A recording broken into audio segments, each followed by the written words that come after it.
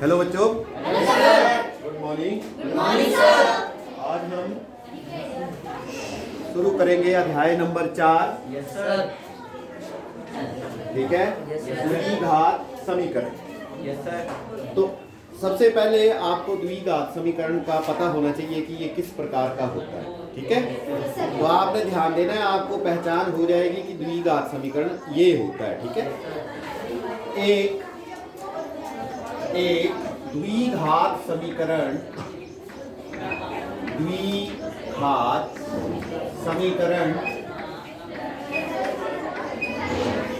ax square plus bx plus c बराबर है 0 के रूप का होता है। ठीक है, यस सर। एक द्विघात समीकरण ax square plus bx plus c के रूप का होता है। ठीक है, जहां a, b, c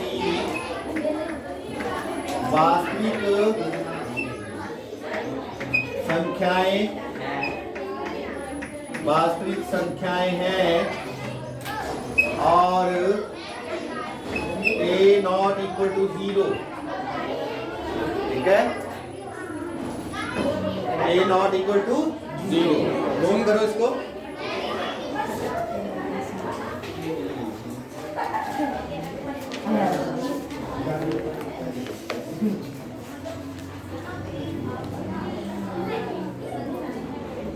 एक द्विघात समीकरण ax square plus bx plus c बराबर 0 के रूप का होता है, जहां a, b, c वास्तविक संख्याएं हैं और a नॉट इक्वल टू 0। ठीक है, अभी आपको इसके उदाहरण बताते हैं, किस तरह के उदाहरण इसके हो सकते हैं। उदाहरण, हमारा फर्स्ट उदाहरण है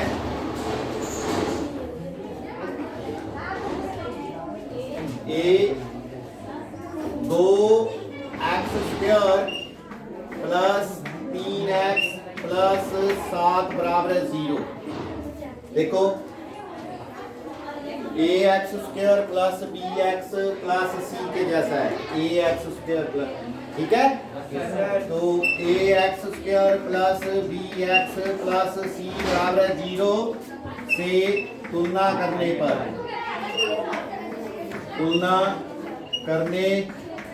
पर यहाँ पे a जो है वो 2 आ जाएगा, b जो है वो 3 आ जाएगा और c जो है वो 7 आ जाएगा। ठीक है, यस सर।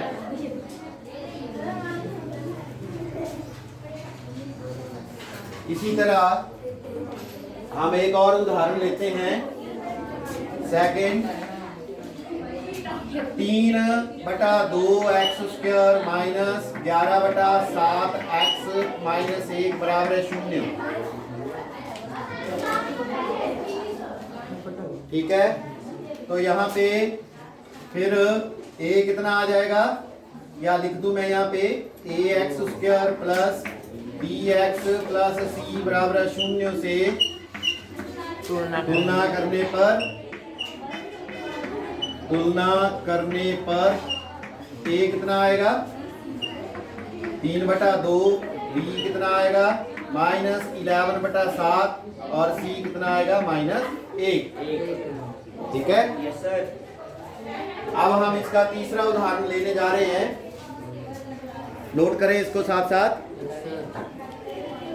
अभी तीसरा उदाहरण देखें आप, यहाँ पे साइड में लिखता हूं मैं 2x स्क्वायर माइनस 3x बराबर 0। ठीक है, अब ये ऐसा तो नहीं है ax square plus bx plus c बराबर 0 के जैसा नहीं है। ठीक है, तो ये इसको वैसा बनाना पड़ेगा। देखो, ये ऐसा हो सकता है, इसको हम ऐसे लिख सकते हैं 2x square minus 3x plus 0 बराबर 0। अब हम इसको ax square plus bx plus c बराबर 0 से तुलना करने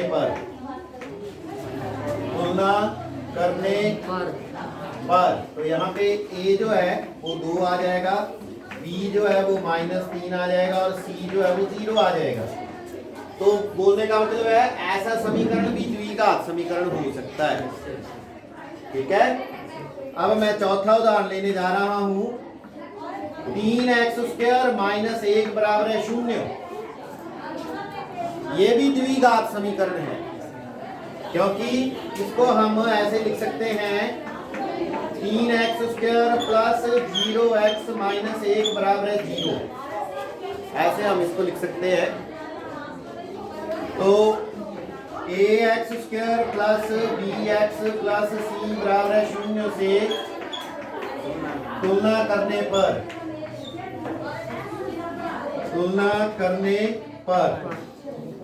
a बराबर है 3 और b बराबर है 0 और c बराबर है -1। ये भी एक द्विघात समीकरण है। ठीक है, समझ आ रही बात?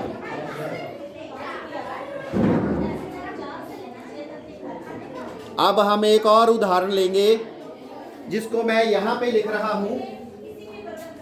ठीक है, उदाहरण नंबर 5।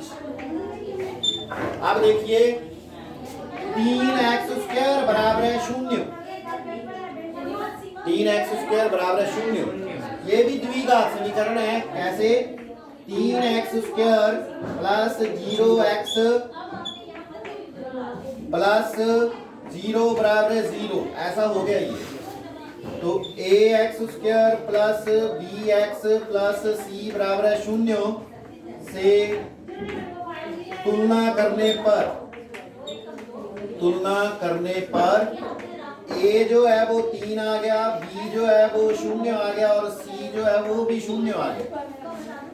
अब मेरी बात ध्यान से सुनिए आप कि द्विघात समीकरण में अगर x² वाली चीज है,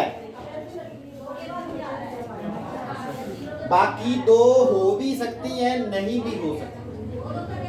तभी तो बोला है ax² plus bx plus c बराबर 0 के रूप का होता है जहां a b c वास्तविक संख्याएं हैं और a नॉट इक्वल टू 0। ये पहले नंबर वाला 0 नहीं चाहिए। देखो यहाँ पे पहले नंबर वाला 0 नहीं है, बाकी 2 भी हैं। पहले नंबर वाला 0 नहीं है, बाकी 2 भी हैं। यहाँ पे तीसरे नंबर वाला 0 है, 2 हैं। यहाँ पे दूसरे नंबर वाला 0 है, ये और ये हैं। और यहाँ पे दूसरे और तीसरे नंबर वाला 0 है, पहले नंबर वाला 0 नहीं है। कोएफिशिएंट ऑफ x² 0 नहीं है। मतलब x² के साथ कुछ हो चाहे ना हो तो वो द्विघात समीकरण होगा।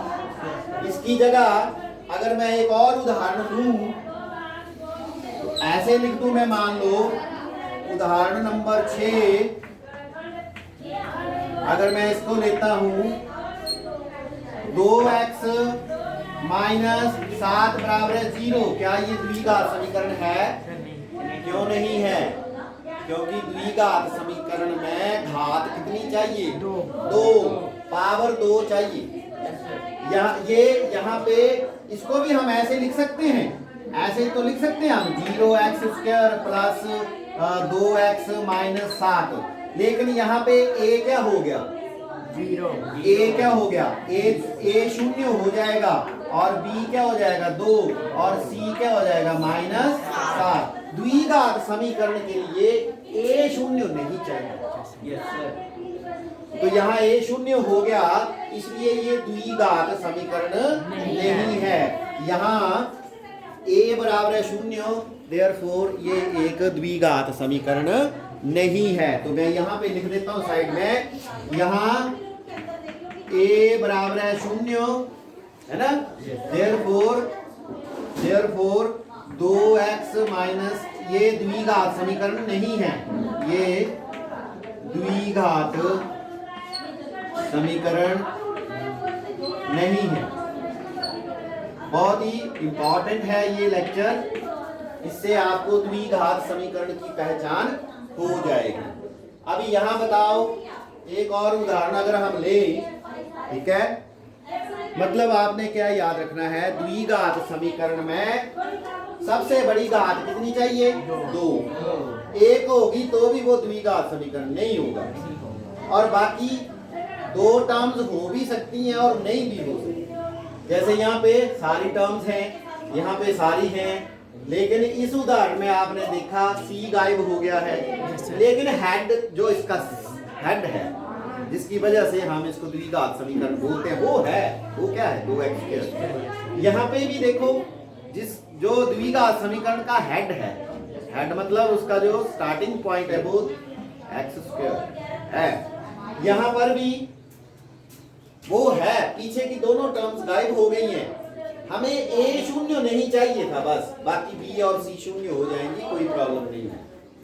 समझ आ रही बात? Yes sir. मतलब द्विघात समीकरण ऐसा भी हो सकता है। ये द्विघात समीकरण इसलिए नहीं है क्योंकि इसमें फर्स्ट टर्म जो है वो डेफिनेटली होनी चाहिए थी जिसकी घात 2 है, मतलब घात 2 वाली टर्म होगी, बाकी 2 हो चाहे ना हो तब वो द्विघात समीकरण होगा ही होगा। तीनों होंगी तब भी द्विघात समीकरण, 2 होंगी तब भी द्विघात समीकरण, और पहली और लास्ट वाली होगी तब भी द्विघात समीकरण, और अकेली होगी तब भी द्विघात समीकरण। समझ आ गई बात? सो ax² plus bx plus c बराबर 0 के रूप का द्विघात समीकरण होता है जहां a b c वास्तविक संख्याएं हैं, b और c 0 हो भी जाए लेकिन कौन 0 नहीं होगा? a वाला 0 नहीं होगा। a होता है पहले नंबर पे, पहले नंबर पे 0 नहीं है, पहले नंबर पे 0 नहीं है, पहले नंबर पे 0 नहीं है, पहले नंबर पे 0 नहीं है, और यहाँ पे भी पहले नंबर पे 0 नहीं, यहाँ पे पहले नंबर पे 0 है, इसलिए ये द्विघात समीकरण नहीं है। आई होप आपको समझ आ गया हो यस सर। सबको। द्विघात समीकरण में x की घात 2 वाली टर्म होनी चाहिए, बाकी 2 हो चाहे ना हो, होंगी तब भी वो द्विघात, नहीं होंगी तब भी वो द्विघात, और पहले वाली गायब हो गई मतलब x की घात 2 गायब हो गई। कई बार ये आगे पीछे भी लिखी होती है, x की घात 2 पीछे लिख दी होती है। जैसे मैं यहाँ पे एक और उदाहरण लूं, है ना, एक और बात आगे दूं, तो उसमें आगे पीछे भी हम द्विघात समीकरण कई बार लिख देते हैं। यहाँ पे मैं लिखता हूं,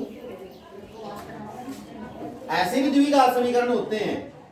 उदाहरण कितना नंबर है? 7। ये भी द्विघात समीकरण देखिए, 3x - 7 - 2x²। आगे पीछे कर दिया है उसने, इसको कैसे लिख सकते हैं हम? 2x -2x² plus 3x - 7। ये एक द्विघात समीकरण। समझ आ गई बात? a कितना है? -2, b कितना है? 3, और c कितना है? -7। समझ आ गई बात?